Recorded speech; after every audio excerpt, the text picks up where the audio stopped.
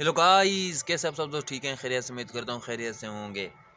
अच्छा, ये अब मैं आपको खाना दिखाने लगा हूँ, अपना खाना। इसको जिस तरह कहते हैं ना, चूरी करके खाना। आपने कभी देखा है चूरी करके? ये अक्सर हमारे यहाँ देहातों में होता है, गाँव में होता है, पंजाब में होता है ये। तो मैं आपको दिखाता हूँ। ये देखें, ये देखें, ये देखें, ये आप देख रहे हैं।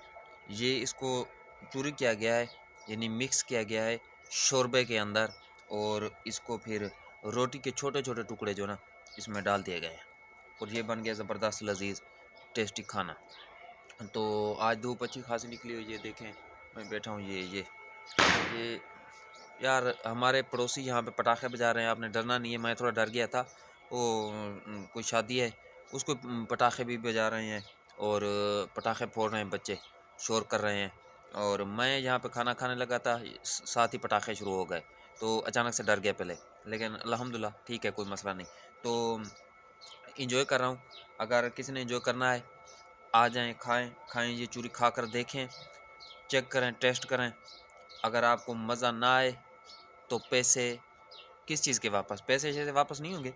अगर खाना है तो आ जाएँ, इंशाल्लाह आपको ये पसंद आएगी ये डिश। या कभी घर में बना कर देखें। आपको फिर बताने लगा हूँ इसकी रेसिपी। शोरबा जो सालन का होता है, पानी की तरह, वो हो, छोटे छोटे टुकड़े रोटी के करके डालें अंदर। फिर उसको चम्मच के ज़रिए, या हाथ साफ़ है तो हाथ के ज़रिए ग्लव्स चाड़ कर करें उसको मिक्स, इस तरह इस तरह इस तरह इस तरह।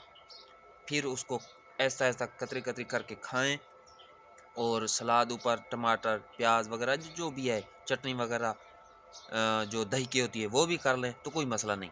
बड़ा मज़ा आएगा। फ़न करें, एंजॉय करें।